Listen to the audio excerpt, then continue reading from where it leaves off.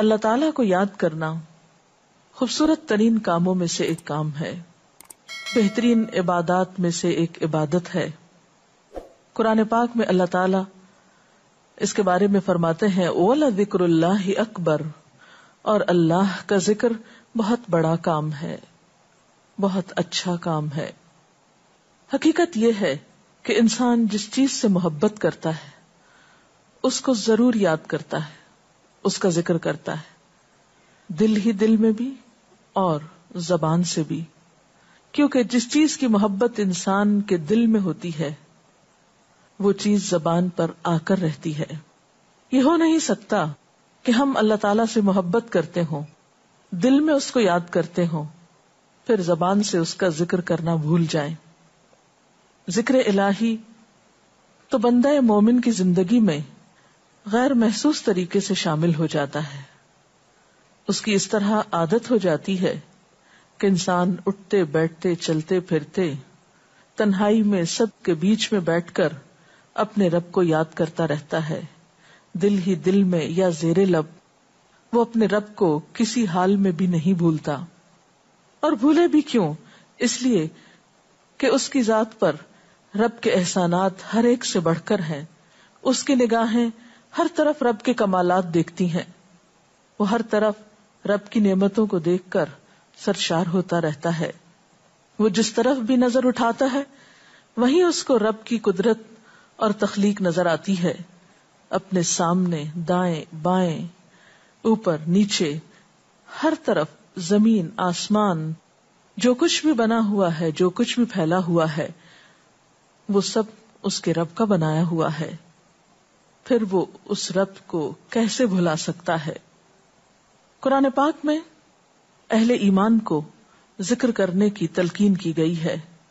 اللہ سبحانہ وتعالیٰ فرماتے ہیں فَاذْكُرُونِي أَذْكُرْكُمْ، تم مجھے یاد کرو، تم میرا ذکر کرو، میں تمہیں یاد کروں گا۔ ایک اور جگہ پر فرمایا وَاذْكُرْ رَبَّكَ فِي نَفْسِكَ تَضَرُّعًا وَخِيفَةً وَدُونَ الْجَهْرِ مِنَ الْقَوْلِ بِالْغُدُوِّ وَالْآصَالِ وَلَا تَكُن مِّنَ الْغَافِلِينَ، اور اپنے پروردگار کو دل ہی دل میں عاجزی اور خوف کے ساتھ اور آہستہ آواز سے صبح و شام یاد کرتے رہو، اور دیکھنا غافل نہ ہونا، یعنی رب کی یاد سے کبھی بھی غفلت اختیار نہ کرنا۔ ایک اور جگہ پر فرمایا وَاذْكُرُوا اللَّهَ كَثِيرًا لَعَلَّكُمْ تُفْلِحُونَ، اور اللہ کا ذکر کرو کثرت کے ساتھ، بہت زیادہ۔ کیوں؟ لعلکم تفلحون، تاکہ تم فلاح پاؤ، کامیاب ہو جاؤ۔ اس سے پتہ چلتا ہے کہ اللہ تعالیٰ کو یاد کرنا کامیابی کی علامت ہے، اللہ کے ذکر میں کامیابی کی ضمانت ہے۔ مومن مردوں اور عورتوں کی صفت قرآن پاک میں یہی بیان کی گئی ہے کہ وہ بہت زیادہ اللہ کا ذکر کرنے والے ہوتے ہیں۔ سورۃ الاحزاب میں آتا ہے وَالذَّاكِرِينَ اللَّهَ كَثِيرًا وَالذَّاكِرَاتِ، اور اللہ کا ذکر کرنے والے مرد اور اللہ کا ذکر کرنے والی عورتیں جو کثرت سے اللہ کا ذکر کرتی ہیں۔ کثیرن اعد اللہ لہم مغفرۃ واجرا عظیما، اللہ نے ان کے لیے بخشش اور بہت بڑے اجر کا وعدہ کر رکھا ہے۔ اور پھر یہ کہ ذکر کرنے کے لیے کوئی خاص وقت مقرر نہیں، انسان ہر حال میں ذکر کر سکتا ہے، ہر وقت میں ذکر کر سکتا ہے۔ نبی صلی اللہ علیہ وسلم کے بارے میں آتا ہے کان یذکر اللہ فی کل احیانہ، آپ ہر وقت میں، یعنی ہر قسم کے وقت میں، یعنی دن میں یا رات میں، صبح میں یا شام میں اللہ کا ذکر کیا کرتے تھے۔ حدیث پاک میں آتا ہے، حضرت ابو موسیٰ اشعری سے روایت ہے مثل الذی یذکر ربہ والذی لا یذکرہ مثل الحی والمیت، رواہ البخاری۔ آپ صلی اللہ علیہ وسلم نے فرمایا اس شخص کی مثال جو اپنے رب کا ذکر کرتا ہے زندہ انسان کی طرح ہے، اور اس کی مثال جو اپنے رب کا ذکر نہیں کرتا مردہ شخص کی طرح ہے۔ گویا ذکر کرنے والا اور نہ کرنے والا، ان دونوں کے درمیان اتنا ہی فرق ہے جتنا ایک زندہ اور مردہ انسان میں فرق ہوتا ہے۔ اور یہ فرق کتنا بڑا ہے، یعنی انسان تو وہی ہوتا ہے، لیکن زندہ انسان میں اور مردہ انسان میں زندگی اور موت کا فرق ہے۔ بالکل اسی طرح جو شخص اپنے رب کو یاد کرتا ہے، اس کا ذکر کرتا ہے، اس کے اندر ایک زندگی ہے، اس کے اندر ایک خاص خوشی ہوتی ہے، اطمینان ہوتا ہے، اور وہ جو نہیں کرتا اس کا دل مردہ ہوتا ہے، اس کے اندر زندگی کی کوئی امنگ نہیں ہوتی. ایک اور حدیث میں آتا ہے، نبی صلی اللہ علیہ وسلم نے فرمایا، اللہ تعالیٰ فرماتا ہے میں اپنے بندے کے خیال کے مطابق ہوتا ہوں یا خیال کے ساتھ ہوتا ہوں. جو خیال وہ میرے بارے میں رکھتا ہے میں اسی کے مطابق اس کے ساتھ معاملہ کرتا ہوں، اور میں اس کے ساتھ ہوتا ہوں جب وہ مجھے یاد کرتا ہے. گویا ذکر کرنے والے اللہ کی مدد کے مستحق ہوتے ہیں، یعنی اللہ ایسے بندوں کے ساتھ ہوتا ہے جو ذکر کرتے رہتے ہیں. اگر وہ مجھ کو اپنے دل میں یاد کرتا ہے تو میں بھی اس کو اپنے دل میں یاد کرتا ہوں، اور اگر وہ مجھے کسی جماعت میں بیٹھ کے یعنی کسی گروپ میں یعنی پبلک میں بیٹھ کے یاد کرتا ہے تو میں اس کو اس سے بہتر جماعت میں یاد کرتا ہوں، یعنی فرشتوں کی جماعت میں یاد کرتا ہوں. تو گویا فاذکرونی اذکرکم، تم مجھے یاد رکھو میں تمہیں یاد رکھوں گا. تو جو شخص بھی یہ چاہتا ہو کہ اللہ تعالیٰ اس کو یاد رکھے، اس کی مشکل میں اس کی مدد کرے، تو اس کے لیے کیا ضروری ہے کہ پھر وہ ذکر کرتا رہے. اور ذکر تمام عبادات کو خوبصورت بناتا ہے. مثلا روزہ رکھنا ایک عبادت ہے، لیکن جس روزے میں ذکر الہی ہو اس کا اجر و ثواب کئی گنا بڑھ جائے گا. حج ایک عبادت ہے بذات خود، حج کا سفر ایک عبادت ہے، لیکن اس سفر میں انسان اگر ذکر الہی کرتا رہے تو اسی حج کا ثواب کئی گنا بڑھ جائے گا. اور نماز تو سراسر ہے ہی اللہ کی یاد کا نام. اقم الصلاۃ لذکری، نماز قائم کرو میری یاد کے لیے. اللہ کے ذکر کا بہترین طریقہ ہے. ایک اور موقع پر آپ صلی اللہ علیہ وسلم سے جب یہ پوچھا گیا کہ سب سے اچھی نماز کس کی، سب سے اچھا روزہ کس کا، سب سے اچھا حج کس کا، سب سے اچھا مجاہد کون، تو آپ صلی اللہ علیہ وسلم نے ہر بار یہی جواب دیا کہ جو اپنے ان کاموں میں ذکر الہی کثرت کے ساتھ کرے. اور ذکر کرنے والے ہر میدان میں آگے نکل جاتے ہیں. حدیث پاک میں آتا ہے نبی صلی اللہ علیہ وسلم نے فرمایا مفردون سبقت لے گئے. لوگوں نے پوچھا کہ یہ مفردون کون ہیں؟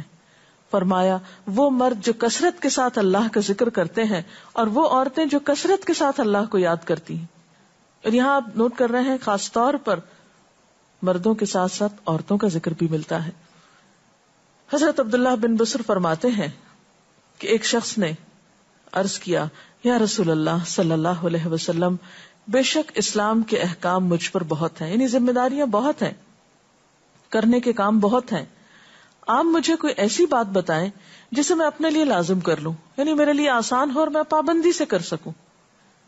تو آپ صلی اللہ علیہ وسلم نے فرمایا لا یزال لسانک رطبا من ذکر اللہ، کہ ایک چیز پابندی سے پکڑ لو، اور وہ کیا کہ تیری زبان ہمیشہ اللہ کے ذکر سے تر رہے، ہر دم اللہ کو یاد کرتے رہو. اور یہ حقیقت ہے کہ انسان کوئی بھی کام کر رہا ہو، مثلا خواتین کھانا پکا رہی ہیں، گھر صاف کر رہی ہیں، واک کر رہی ہیں، کوئی بھی کام کر رہی ہیں اس طرح کا، تو اس میں ساتھ ساتھ اللہ کی یاد کرتی رہیں. سبحان اللہ، الحمدللہ، اللہ اکبر، استغفر اللہ، لا الہ الا اللہ، ان اذکار کا ورد کرتے رہیں، تو اس میں کام بھی ہوتا رہے گا اور اس کے ساتھ ساتھ اللہ کی یاد بھی ہوتی رہے گی. خصوصی طور پر 2 کلمات ایسے ہیں جن کے بارے میں بہترین اجر کی خوشخبری سنائی گئی. آپ صلی اللہ علیہ وسلم نے فرمایا کلمتان، 2 کلمات ایسے ہیں خفیفتان علی اللسان، جو زبان پہ بہت ہلکے ہیں، یعنی پڑھنے میں کچھ مشکل نہیں. ثقیلتان فی المیزان، میزان میں بہت بھاری ہیں. حبیبتان الی الرحمن، رحمان کو بہت محبوب ہیں. اور وہ کیا ہیں؟ سبحان اللہ و بحمدہ، سبحان اللہ العظیم. چلتے پھرتے، اٹھتے بیٹھتے، کام کاج کرتے، تسبیح پڑھتے رہنا، ذکر کرتے رہنا انسان کے دل کو جہاں اطمینان بخشتا ہے وہاں اس کے کام کو آسان بھی کر دیتا ہے اور اللہ کی مدد بھی ساتھ ہوتی ہے. اور قرآن پاک میں ایسے لوگوں کے لیے خوشخبری ہے، الا بذکر اللہ تطمئن القلوب، سنو اللہ کے ذکر سے دلوں کو اطمینان ہوتا ہے. اور ویسے بھی میزان میں بہت بھاری نیکی ہے. ایک حدیث میں آتا ہے کہ رسول اللہ صلی اللہ علیہ وسلم نے لوگوں سے پوچھا کیا میں تمہیں نہ بتاؤں کہ تمہارے اعمال میں سب سے اچھا عمل، سب سے پاکیزہ اور تمہارے درجات کو سب سے زیادہ بڑھانے والا، اور جو تمہارے لیے سونے چاندی کے خرچ کرنے سے زیادہ بہتر ہو، اور اس سے بھی بہتر ہو کہ تم اپنے دشمنوں سے ملو، ان کی گردنیں تم مارو اور وہ تمہاری گردنیں مارے، تو کیا ایسا عمل نہ تمہیں بتاؤں؟ صحابہ نے عرض کیا ضرور یا رسول اللہ صلی اللہ علیہ وسلم، ہمیں ایسا عمل بتائیے. تو آپ نے فرمایا وہ اللہ کا ذکر ہے، یعنی تمام اعمال میں وہ سبقت لے جاتا ہے. اسی طرح ایک اور حدیث میں ہے، رسول اللہ صلی اللہ علیہ وسلم نے فرمایا کہ جب بھی کچھ لوگ بیٹھتے ہیں اور وہ اللہ کا ذکر کرتے ہیں، کسی مجلس میں اکٹھے ہو کر بیٹھتے ہیں، تو اللہ کی رحمت ان کو ڈھانپ لیتی ہے، ان پر سکینت نازل ہوتی ہے. اللہ تعالیٰ ان کا اپنے ہاں ذکر کرتے ہیں. گویا اکیلے بھی ذکر کیا جا سکتا ہے اور کسی مجلس میں اکٹھے بیٹھ کر بھی. پھر اسی طرح صبح و شام بھی، جیسا کہ قرآن پاک میں آتا ہے وَسَبِّحْ بِحَمْدِ رَبِّكَ قَبْلَ طُلُوعِ الشَّمْسِ وَقَبْلَ غُرُوبِهَا، اپنے رب کی تسبیح بیان کرو سورج نکلنے سے پہلے اور اس کے غروب ہونے سے پہلے. ایک اور جگہ پر آتا ہے وَسَبِّحْ بِحَمْدِ رَبِّكَ بِالْعَشِيِّ وَالْإِبْكَارِ، اپنے رب کی حمد و ثنا بیان کرو عشی کے وقت یعنی عصر کے وقت، والابکار اور صبح کے وقت. عشی کا لفظ جو ہے یہ زوال شمس سے غروب شمس کے درمیانی وقت کو کہتے ہیں. پھر اسی طرح انبیاء علیہ السلام کے بارے میں ہم دیکھتے ہیں، حضرت داؤد علیہ السلام بہت خوبصورت آواز سے، بہت خوبصورت انداز میں اللہ تعالیٰ کا